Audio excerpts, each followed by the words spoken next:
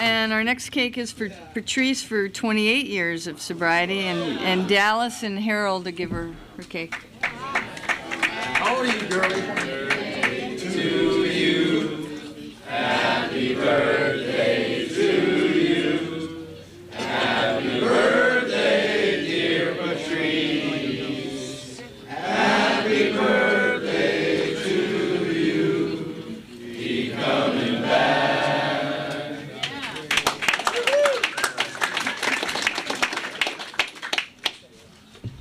I'm Patrice, and I'm an alcoholic. Patrice. I'm glad to be here, and I want to thank my husband, and I want to thank one of our best friends, Harold, our best man, and I want to thank God and AA for my sobriety and for my life. Thank you.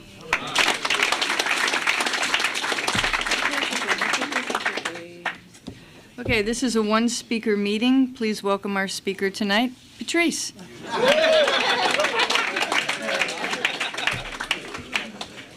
Okay, I'm Patrice again, and I'm an alcoholic. Hi. I'm glad to be here.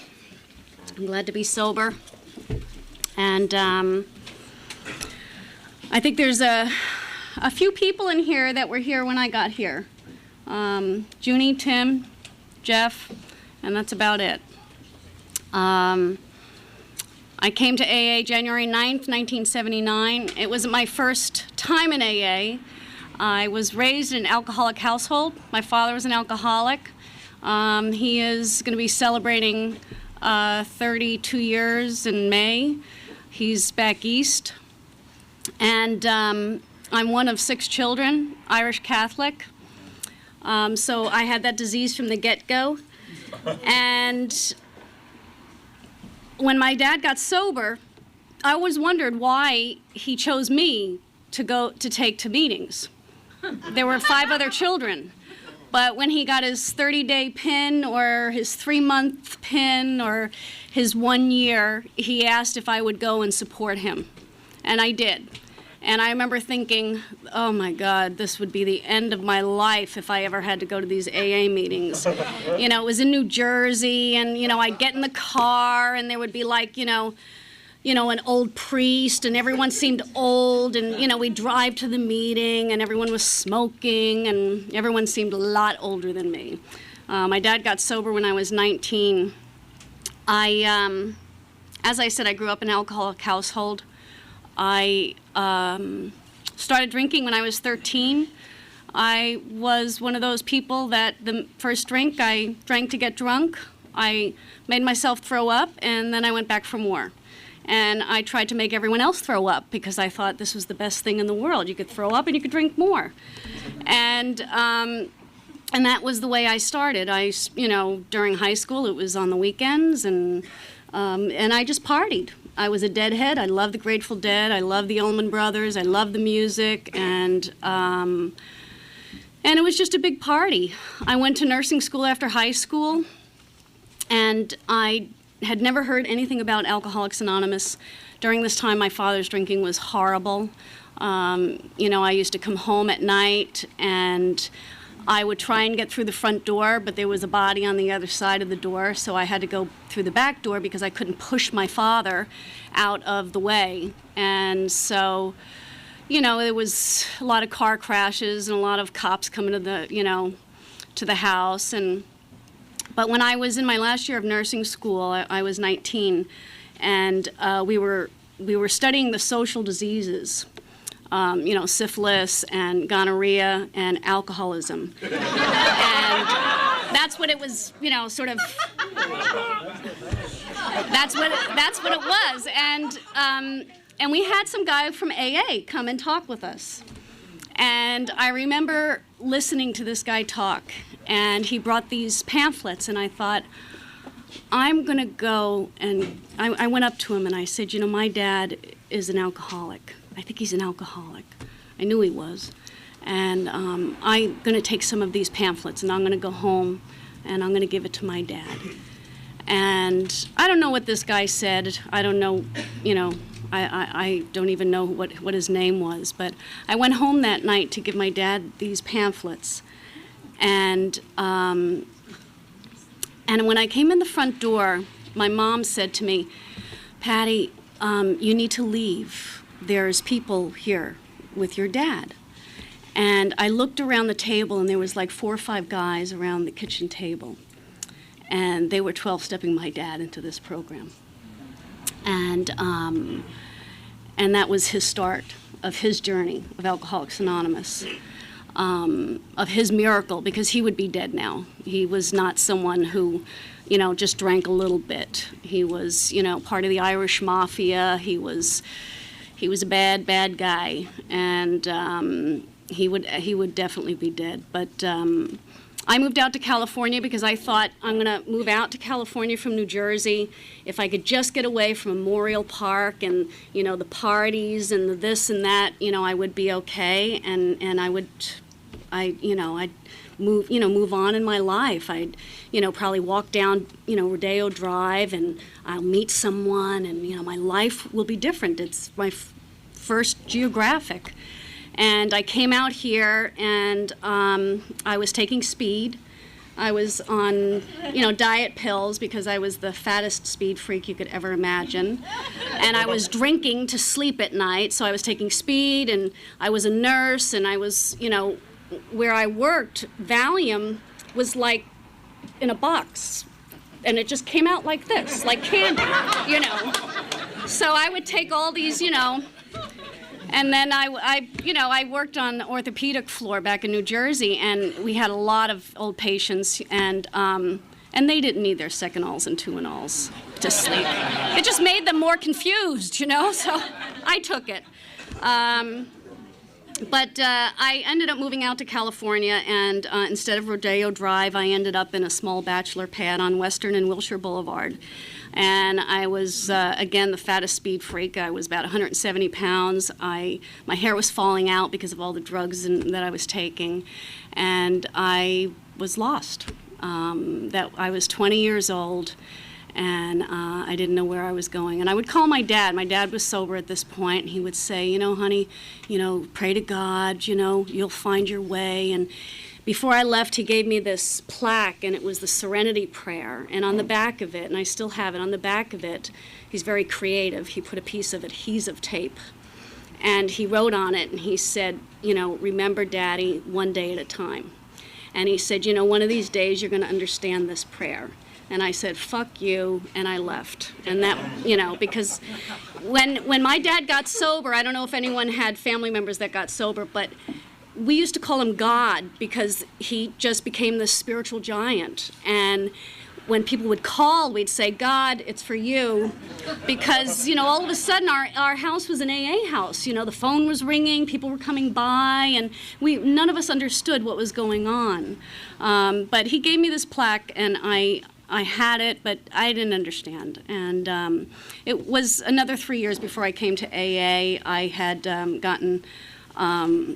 I had been drinking, and it was, I had a eating disorder also, so I was a periodic with drugs, alcohol, binging, vomiting.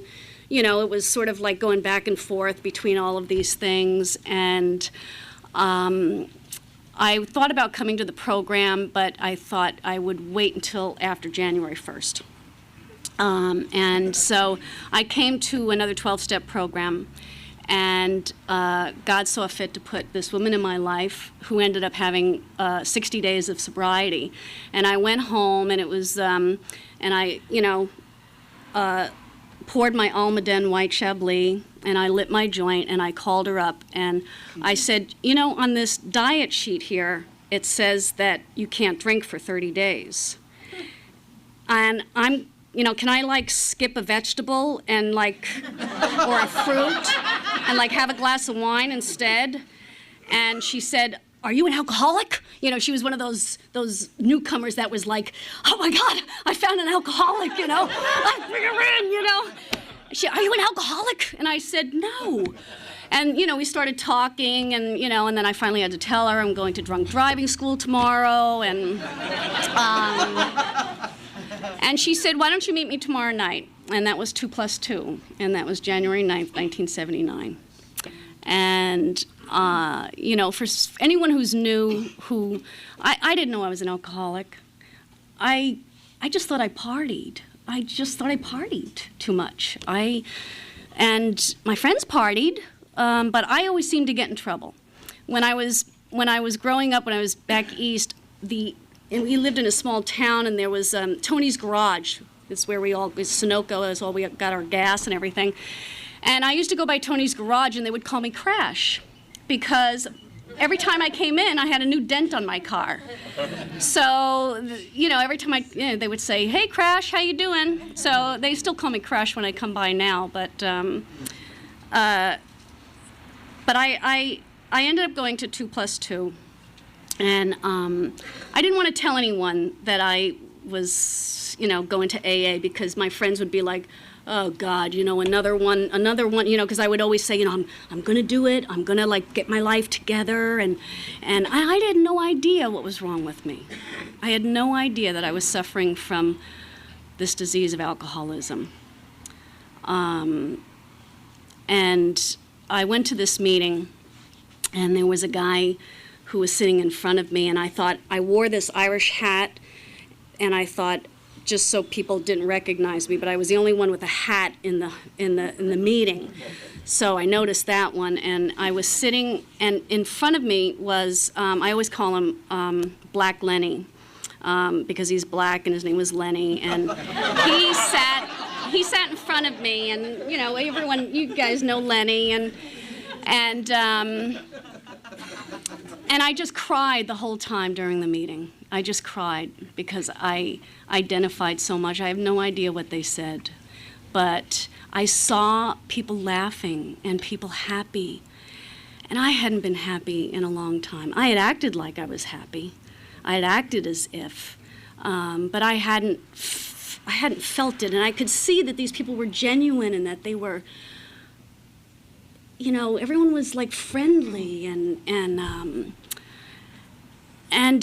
I didn't get a speaker that night, but I did get a directory, and I started going to meetings. When I had about 15 days of sobriety, I called my dad up. I went out, you know, back then, I guess they still do it now, but we used to go out to fellowship, and after, whether it was 2+2 or Ohio Street, we would go out to Juniors for coffee and fellowship or whatever.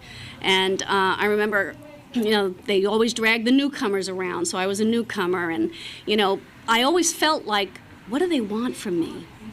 You know, because they're just too nice. Some of these people are just too nice. You know, I always felt like somebody wanted something from me, and they were just wanting to give this thing away, that's all. But we went to Juniors, and everyone was talking, and I called my dad, Collect, and I said, "Daddy, I've been going to AA, and I think I'm an alcoholic, but I don't know." And he said, "You know, honey, I don't know if you're an alcoholic either, but I know that your grandparents were alcoholics. Your uncle's in an insane asylum. Your other uncle's on Skid Row, and your father's in AA. So I don't know if you have this thing called alcoholism, but why don't you just give it a try?" And I don't know, maybe if he had said, you know, "Oh, you're definitely," you know, he never, you know, gave me the speech. So I kept coming to these meetings, and I was never your good AA. I didn't get a sponsor right away. I did everything that you weren't supposed to do. But I always went to meetings, and I did follow certain directions. I sat in the front, and, you know, I hung out with a group of people. I got commitments. I would call people, you know, they would always say, "Get the phone number of the speaker," and I would always call them. And then I met someone, and, you know, you're not supposed to get involved in your first year of sobriety. Well, if it keeps you sober, get involved. So my whole first year, all I did was like follow Jerry around at meetings. That's all I did. And it kept me sober.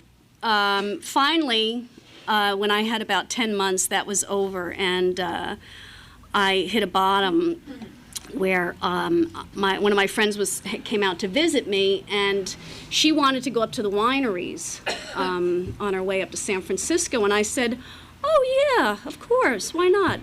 And while we were at one of the wineries, I just said, why don't you go in and I'll stay here? And in a matter of like 3 minutes, I went through like 4 packs of gum. And my girlfriend said to me, are you okay? What's the matter with you? And I said, nothing. And she said, you just went through 4 packs of gum. And for, I was so out of touch with my feelings. I didn't know how I felt about things that it took me a long time to realize that. And it took me coming to meetings and listening to people like Bobby Earl or other people that talked about their feelings. And then I would identify.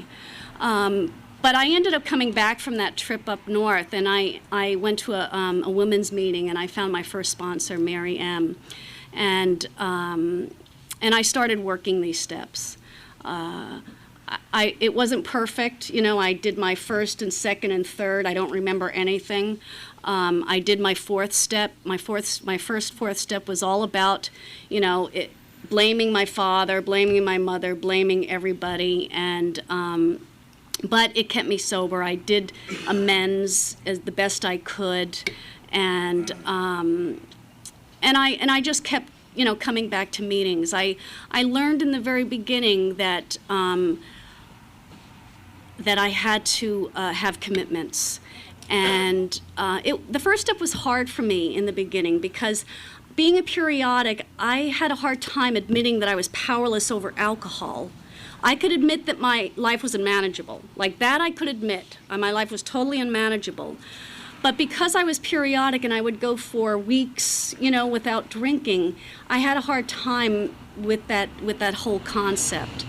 And I always had a faith in God. I was raised Catholic, but I never had a God inside here. The God was always out there. And so when I was about a year sober, my sponsor said, it's time for you to get a panel. And I got a panel down on Skid Row, and I kept that for about 17 years. And then when, as time goes on, I was very involved in AA. And if you're new, that's what I was taught. I was taught to get involved. Because if I'm involved, then I'm in touch with people. Then they're in touch with me, too. And I can't get lost in the shuffle. My girlfriend that I grew up with, she lives out here too, and she says, there's no way you could ever have an affair in this town or anything, because everywhere you look, I'm always running into people. She says, you could be the mayor of Santa Monica. You're always running into someone that you know. And I'm grateful for that. I'm grateful that for me, AA is a small community or a big community. But I got these panels, and I started working the steps. But I lived in fear my whole life. I was always very afraid of life, and I sort of used to. Last year of my drinking, I lived in my blue bathrobe. Actually, I worked as a nurse, but when I came home, I just stayed indoors and didn't go out. So I wasn't like one of those like fun alcoholics that went out. I was like one of those that like stayed in my room, drank myself to sleep, and then cried. I always seemed to cry. Right around when I had 3 years, I was having a hard time, and I started to get together with Dirty Jack. He's a great guy. He's a great AA, and he helped me tremendously because he was raised Catholic also. And I had to develop a new God. I had to find a new God. And what he taught me was that how could I turn my will and my life over to God? It was all about the 3rd step. How could I turn my will and my life over to God if I didn't trust God?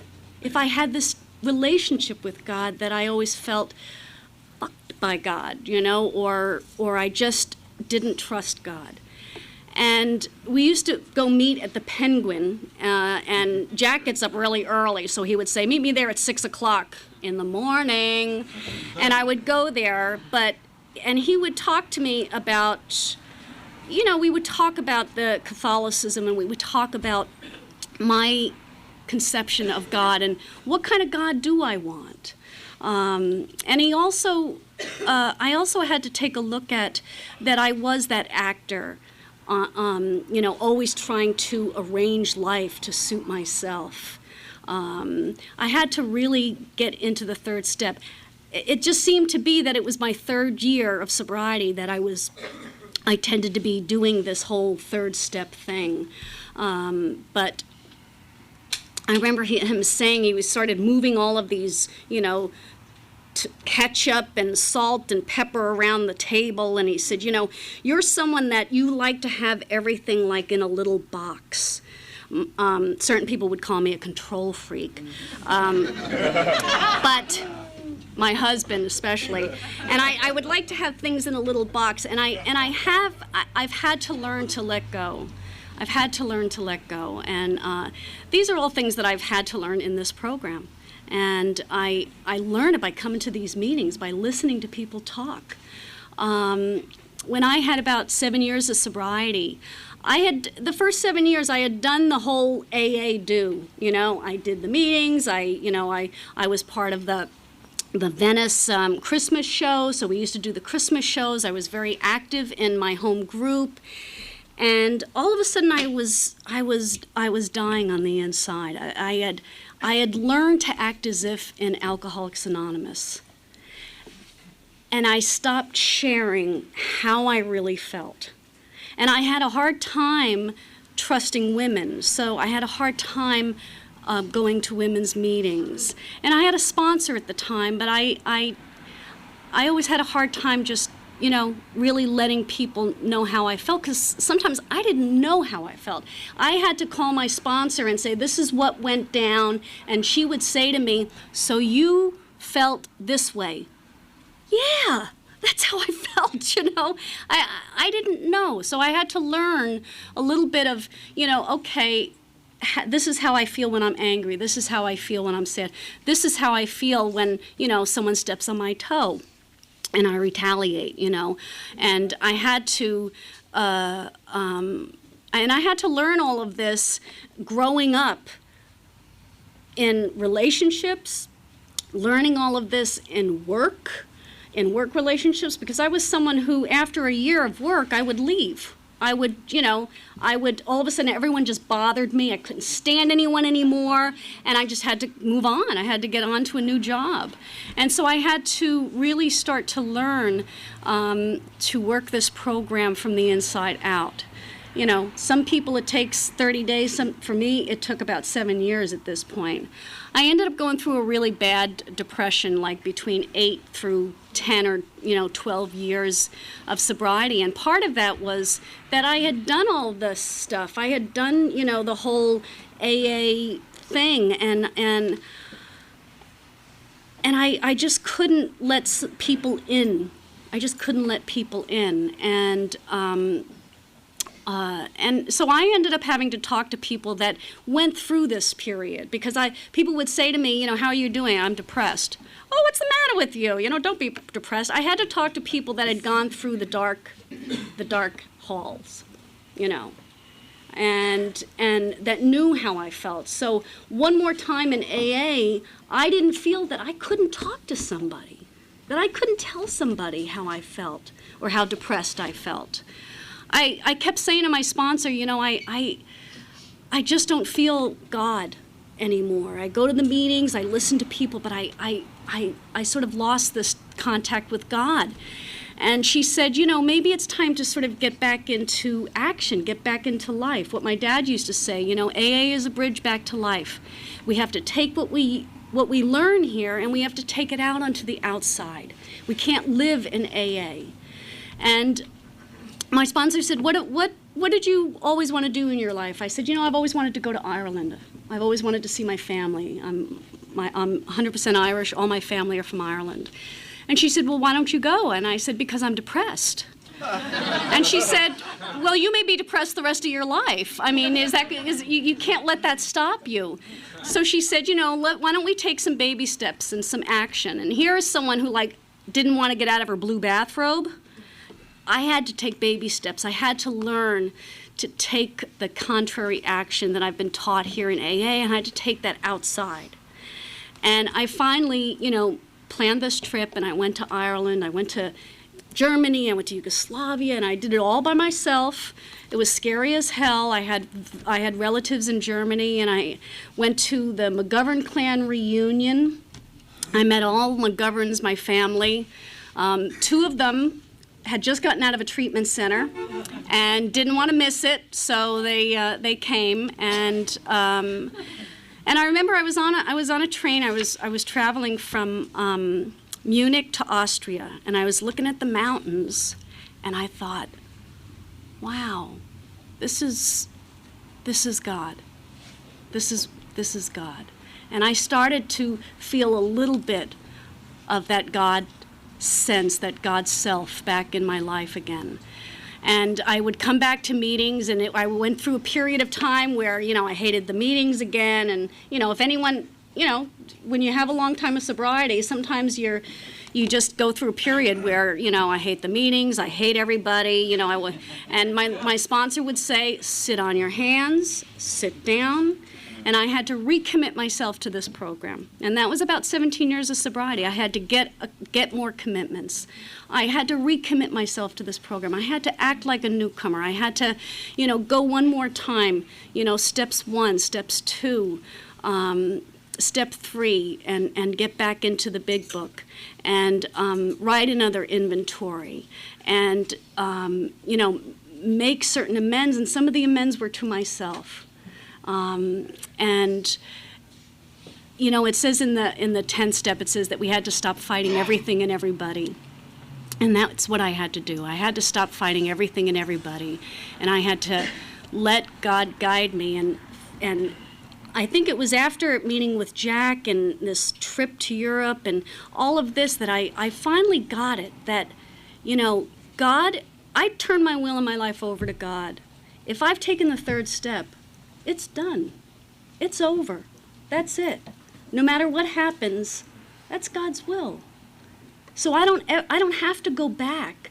Believe me, every single day there are times that I have to say, okay, God, please take this, But on a life basis, I really have turned my will over, and I just know that God is watching over me.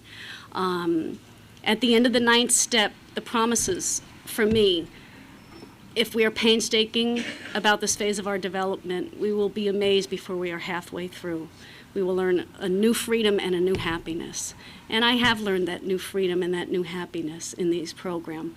My dad says, I got the monkey off my back through Alcoholics Anonymous. He has a New Jersey accent. He says, Alcoholics Anonymous. And he says, I got the monkey off my back, and I found peace of mind. And that's all we were looking for all along, was peace of mind. But we had to, put down the drink, get into conditions and causes, because the drink was just a symptom. We had to get into conditions and causes and clear out that garbage. And it's a day at a time. It's a day at a time for me. I had been single my whole sobriety. I thought that I was incapable of a relationship. As a matter of fact, one of my girlfriends that I grew up with back east said to me, "Are you gay?" And I said, "No." And she said, "Because you don't date." Well, I was Irish Catholic. I was raised with a father that was very violent. I had a lot of issues that I had to deal with, and I had to deal with them on my own. And so it took me a while to get to a point where I developed a relationship with myself. And once I did that, I feel that God put someone in my life. I met my husband about 9 years ago. We went on a few dates. Then he married someone else. Then I ran back into him, and he said, "I think I fucked up." And I said, "Yeah, I think so too." But the good thing is that like it says in, I learned, I was a relationship phobic. I never got into relationships. I'm his 6th wife. He's married so many times. We each have our baggage that we bring. And for me, you know, I had to learn, you know, to forgive him as much as to forgive myself, you know. And I mean, you know, if I didn't forgive him, I could have missed it all. I could have missed it all. So we got back together. We got married in June of 2000. Harold was our best man. We taught him how to do the Irish jig up in the front. And, you know, the best thing that we did is the day after we got married married on a Friday night. And my dad was celebrating 25 years of sobriety the next day. And he asked if we would speak at his anniversary meeting. And that's what we did. When I tell people, did you go on a honeymoon? No, we spoke at my dad's anniversary. And that was the best thing that I could have ever done. My husband and I speaking at an AA meeting the night after our wedding. We've had our fair share of problems with health issues. A week from tomorrow, I'm giving him my left kidney. You know, God gave me a gift 28 years ago. He gave me this program, and I took it. I latched on. I took this gift, and now he's a gift in my life, and I'm able to give him a gift of life, and that I am very grateful for because, you know, I could have missed it all. We all could have missed it all, and without this program, and without people like you and a God of my understanding, I would have missed it all. And I'm very grateful to be sober. I'm very grateful to be here. And thank you very much.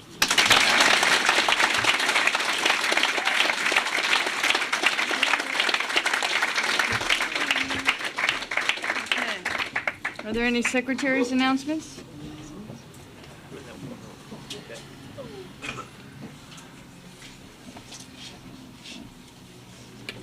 I'm an alcoholic named Dave. Hi, Dave. And let's give Patrice another hand. That's great.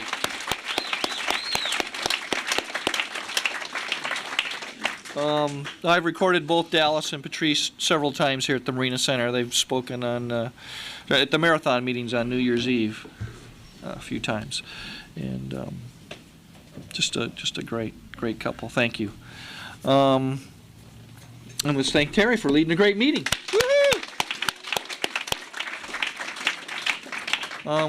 We had Eddie read chapter 5 and Norma read the 12 traditions. Let's give them a hand. We're just going to blow through things pretty fast here. If you have a commitment at this meeting, could you please stand? I'm Leslie, alcoholic. I save the seats. Thank you, Leslie. Randy, alcoholic. I'll sign your court cards if you line up on this side here. Come to the podium. I'll sign them for you. Just line up down that aisle. Paris, alcoholic. I'm a cleanup guy. I need 5 volunteers to help clean up. Cool. Meet me in the back. Good deal. Thank you. Patty, alcoholic, your treasurer. Bought a new coffee. Woohoo! Yeah. We collected $136.92. That's $131.07, $5.35 to reserve. Thanks for allowing me to do service. Thanks, Patty. And then the alcoholic GSR. This, the Marina Center is district number 25, and it's the least represented district for general service representatives.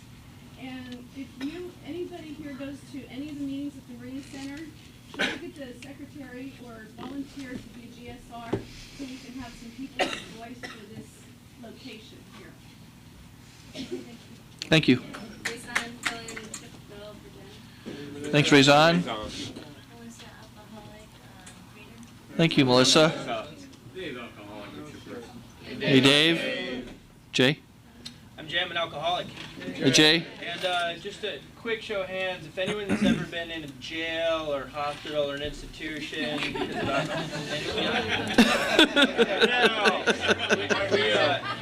we bring literature and books and help spread the message of recovery. So, expecting a good take tonight. Thank you.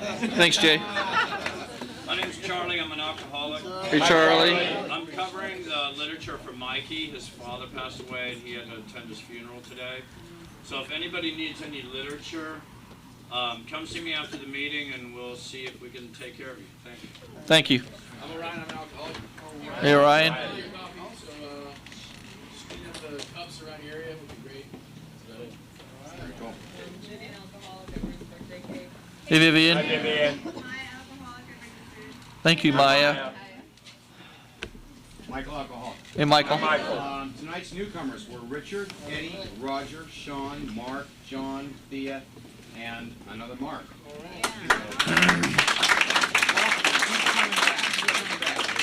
Out of towner, Mark from La Quinta, California. Chips tonight, 30 days. David. Yeah.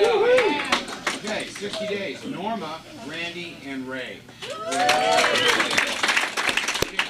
Christine for 3 years, Russell for 2 years, Jeannie for 21 years, and Patrice for 28 years. Woohoo! And with that, I'll turn it back over to Terry.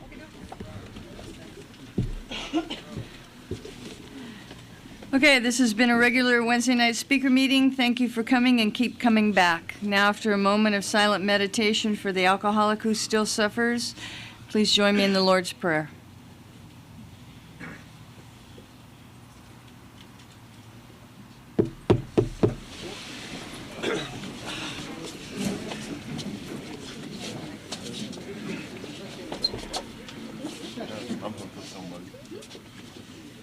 Our Father, Who art in heaven, hallowed be thy name.